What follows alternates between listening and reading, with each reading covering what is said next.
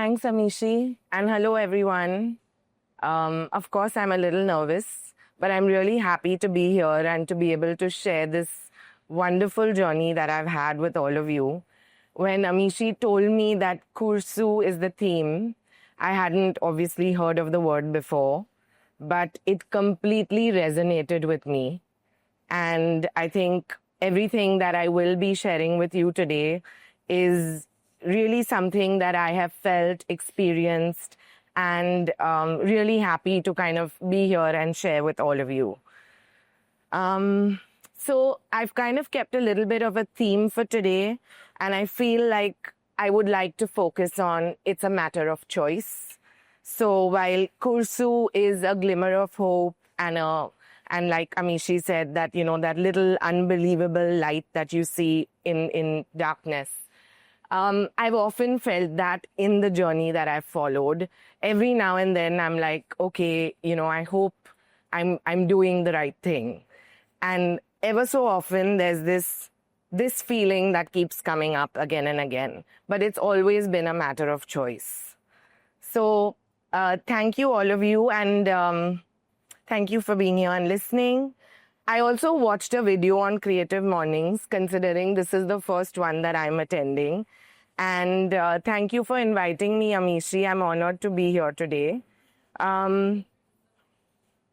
This one? Oh, you can't hear me?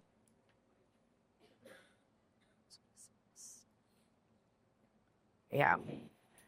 So when I saw this video, it's a 2014 video, but it says that some people come here because they want to wake up early, some to do something different, some to be a part of great conversation, get inspired, and lots of times they said for free coffee. So in case you don't enjoy what's happening, there is coffee, so do enjoy that. And I hope that the next 20 minutes will be worth your while, and I hope I stick to time. And yes, we can hug right after, because that's what they said too. I love hugs, just as I love working with craft. I think this is, okay. A little something about me, as you see, I'm already wearing handmade, but I love being surrounded by handmade. Probably because I've also seen some of the most beautiful craft in my travels. And I kind of read something that I really, really related to. It said the best thing about handmade items is that they still have the person's mark on them. And when you hold them, you feel less alone. Today, in a world where the mobile phone is our greatest companion and everything can be made with a machine, I can say it with full conviction that nothing compares to something made with hands and a heart. And my 9-year-old, of course, he's not completely screen-free, but he would agree too.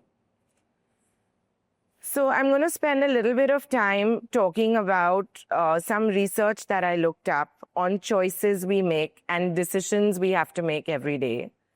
Researchers estimate the average adult makes around 35,000 decisions per day. That's roughly one decision every 2 seconds while awake, of which about 226 of those are just about food.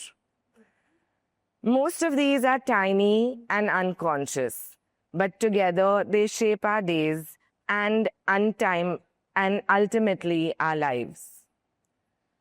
Just like nothing beats the food made at home with love, so also in our lives, everything we consume, if made with soul and hand and heart, will always be better.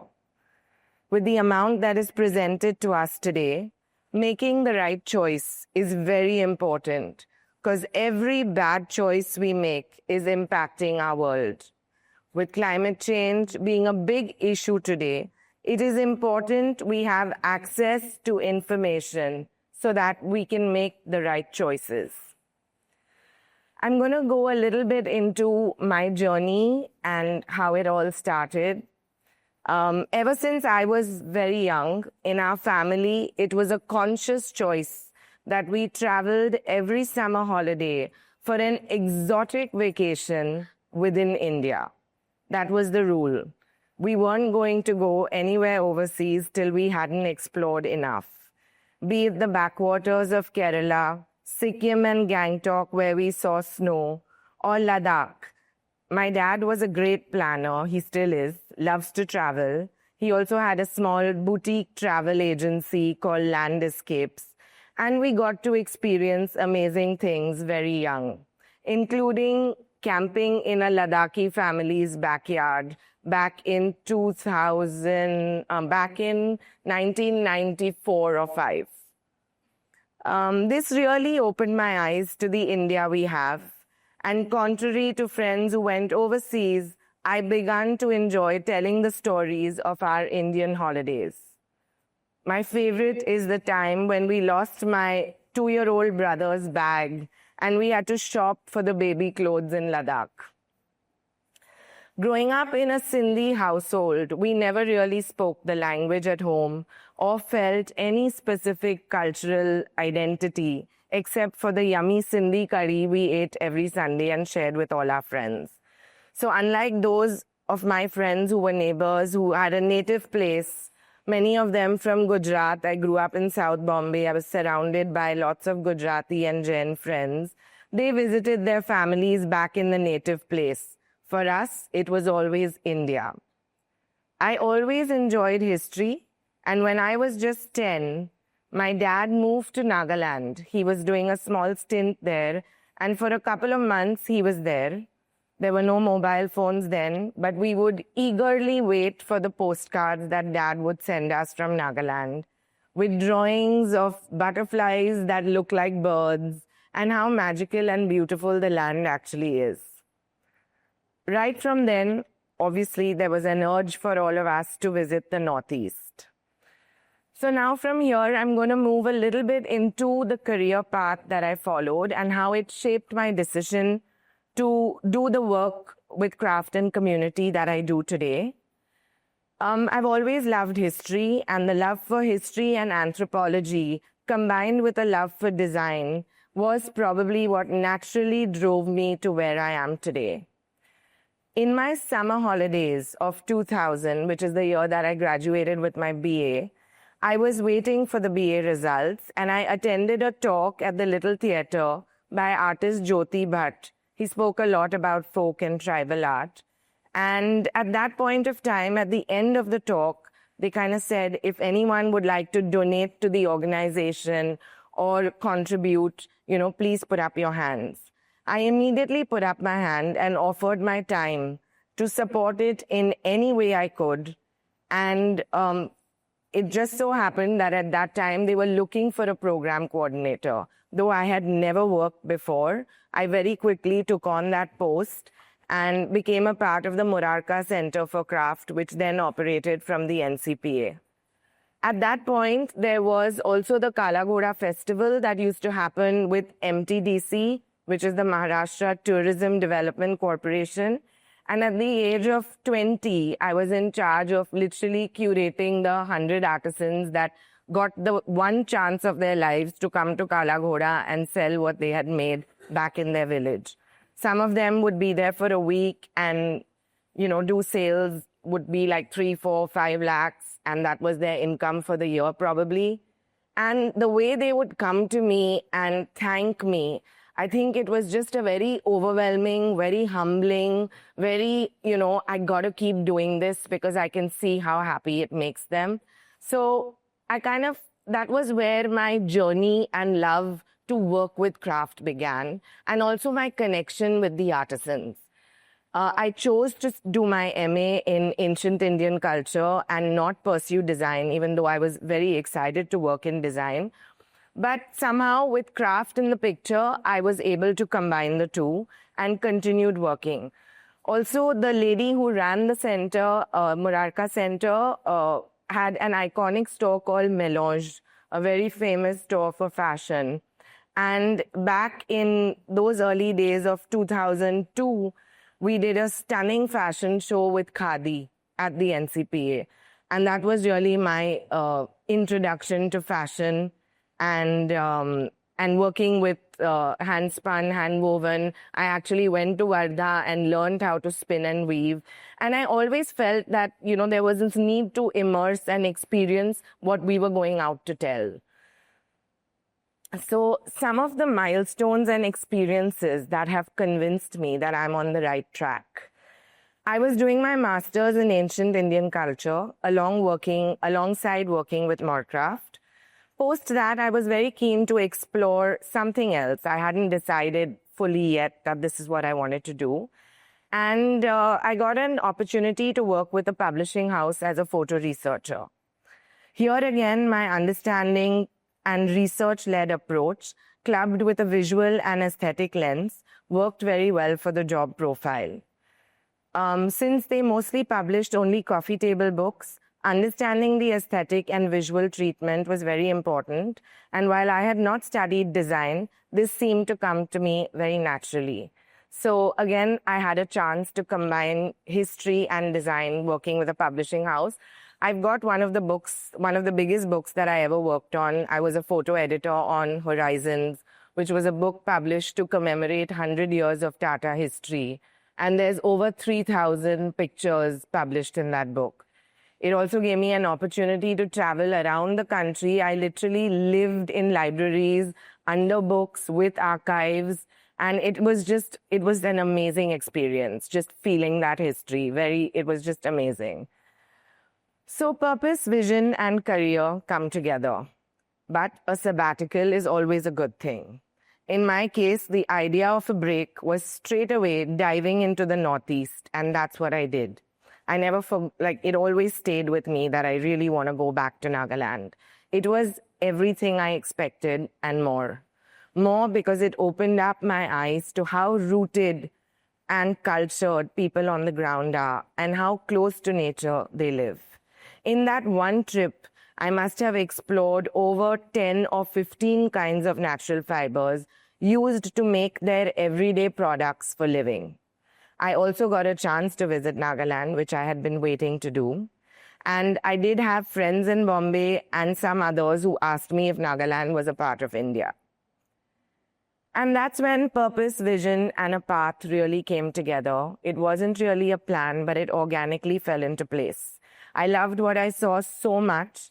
And my mother had come with me on that trip because she refused to let me go alone. So we went backpacking together, met Professor Ranjan of NID, who was having a bamboo seminar there. And he was like, why don't you stay back and work here? We are opening a center in Agartala. And while I had that opportunity, my mom, dad, my then boyfriend, now my husband, insisted that I have to come back. Mom and dad supported me with opening a store. And Dhoop opened with an all-Northeastern collection, consisting of baskets, bags, picnic baskets, textiles, collectibles, jewelry, dolls made of corn, things that I could not even imagine this country had. And I really wanted to bring it to Bombay because I feel like while Delhi and further beyond may see some parts of the Northeast, back in 2003, I don't think Bombay had been exposed at all. Dhoop opened in 2003. It became a space where I could share all the experiences I had through the products in the store. And Dad was my storyteller. So I spoke with Dhoop. I got to do a lot of the things I loved. It wasn't just about opening the store. And the deal was that I would not really be sitting in the store all the time, but I would continue to travel and to kind of source out all the things that I was looking to do, meet artisans. Like Amishi said, there was no internet, there was no Instagram. So sometimes I would even have to call them at an STD booth and tell the guy to tell them to wait there. That, I'm going to call in sometime, make sure one of them is there. And so traveling was always the best thing to do. Also, very organically, the customers who came to the store, they loved hanging out there. They became, it was the kind of store where you would leave your house keys, you would leave a 2 lakh rupee rent and say, "Uncle, please give it to the man when he comes to take it." You'd walk in for half an hour and not leave maybe for the next 2 or 3 hours. That's the kind of space we had built with Dhoop. It was a community space Once there were the Maori tribals who were visiting Bombay, and I happened to know about it. So I invited them to the store. And I brought a rain jacket here, which is from Nagaland. But it's very similar to what the Maoris have back in New Zealand. And every culture you'll notice will have similar things. And they just bonded over the craft that they saw in the store. It was amazing. Most of them speak English, so it was easy to communicate. But it was so amazing to know that they had similar things back home. I also designed spaces. I've designed weddings. I've designed homes. I've had people leave their key and say, we want you to do it. We don't care if you're an interior designer or not. I've also started a project in Dhoop called Garmi Ki Chutti, which was a summer holiday program where I would convert the entire store into a space for children and source out, hand wooden toys and games that we played with growing up. Clothes made out of mull cotton. Very often my nanny would make those for me. So made it a space for community and culture to come together. It was always instinctive and organic, clubbed with the support that I had with everyone around. While we shut our doors 15 years later, the purpose and the vision, clubbed with the gratitude for what that journey taught me, is invaluable. Of course, it was emotional. But thankfully, I did have my second baby by then, and he was about 2. I knew I had to keep doing what I love, and I'm grateful that opportunities and timing magically happened. Even before I shut the store, I had already started working on curating the JSW Craft Prize. It's a very prestigious prize that's given to people doing amazing work in the craft space. I had also always dreamed of doing a PhD when I have a baby. Dastakari Haath Samiti approached me to curate about 40 craft exhibits for Google Art and Culture. A kind of PhD happened right there. My initial plan was to build travel experiences when I shut the store, but clearly the universe had other plans and COVID hit. It also made me feel like shutting the retail store when we did was perfect timing. We shut in 2018 December, so it was a 15-year stint. And I do have a couple of slides that actually show you the journey of the store. We had, so Dhoop began, I've already told you that. And that's literally how it began. It was always bursting with things that I may have picked up from all the travels. This was our first logo and invitation card. We had shot all the shadows in Dharavi of all the crafts that we could find. And then this was actually our second store. I wasn't able to find a picture of the first one, but this was the second one we relocated to. So we moved from a small 300 square foot space, which Tripti's husband, Praveer, had designed for me. He's an amazing architect. And then we moved to this one.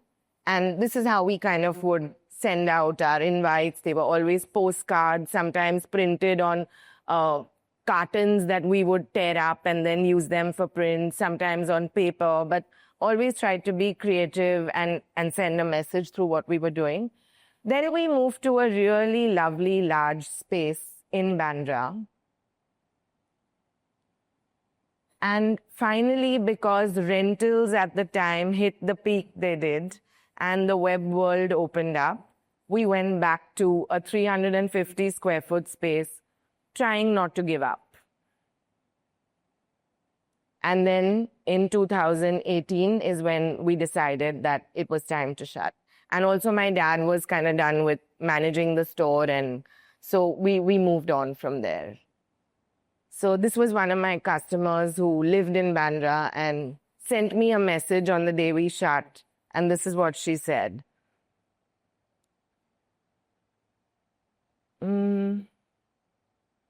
So while I spent, like I said, COVID hit and the whole idea of building travel experiences wouldn't happen. I spent the first few months working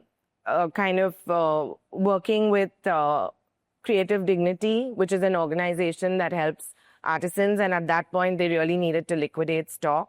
So I did a bit of that. Soon after that, I worked with Flourish, which is a global platform, and it gave me great insights into how the digital world worked. again magically happened. I set up their strategy for curation. Values resonated completely with what I was doing. And 2 years after I moved on from Flourish, I really felt energized to do something, but I didn't know where to start. Small curation stints, vintage garden, geo night markets, and the value of a curator on the rise seemed to be quite timely. After 2 years of curating, I was very sure I want to stick to the purpose and values on conscious consumption, and I started approaching small artisanal brands and artisans who I felt could use some support in their growth and learn from some of the learnings I had in my own journey. So now Dhoop has kind of evolved into more than a curation studio. We also are an agency. I have two partners, one who's a business strategist and the other who's a brand strategist. And three of us work together on building out artisanal brands, brands that resonate with the values that we have. And our most recent initiative, so this is just a little bit of Garmi Ki Chutti. It continues. These are very old pictures. And this is some styling and space design work that I did. This is Piyush's office at O&M. And I think his wife spent 6 months with me every day designing stuff for that massive office in Goregaon. I also did a few weddings, always tried to use the cultural bent to what I was doing. This is what Garmi Ki Chutti looks like now. 2 years ago, I revived it as a festival. And we've done Garmi Ki Chutti. We're waiting to build it out as Sardi, Barish, maybe even Diwali. And these are some pictures from the 2023 version. This is the JSW Craft Prize. I was also asked to design the trophy itself, because the idea I gave Mrs. Jindal was that we could have a baton. And every year, the baton is designed by the previous year's winner, and it slides into this steel billet. So this is just some curation stints that I did. This is a project I did for Handmade Foundation to celebrate 75 years of the Indian Constitution.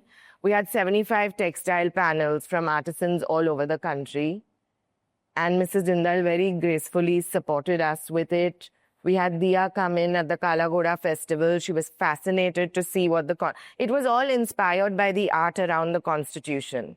So that's what all the panels had. Then 2 years ago, I did something for the Somaya group, and I continue to consult with their brands in Kutch. They run a school for artisans in Kutch, and this is a village fashion show. I saw it in 2003 when it started. It still continues. I went there last year. And now I work. Zaid is actually in Vintage Garden today. A little bit about my mom. She's just been that shining light who's always told me, keep going on, do what you're doing. So from growing up and having community vibes at home to college, seeming like we had supper club happening every day. She loves to cook for people. Now I also am building out a community called Asivero. Asivero is Asi, which means strength, the Hanuman kind of strength, and Vero, which is a Latin word, which means real or authentic. So we've got Sanskrit and Latin together, and we're really trying to say that the real strength lies with community and in community. And it's not what I say that will do well or it should do well or these are the choices we should make. But that strength will come from community. And that's the way the world is going. I think people want to access true, authentic information. They don't know how to access it. And that's why Asivero.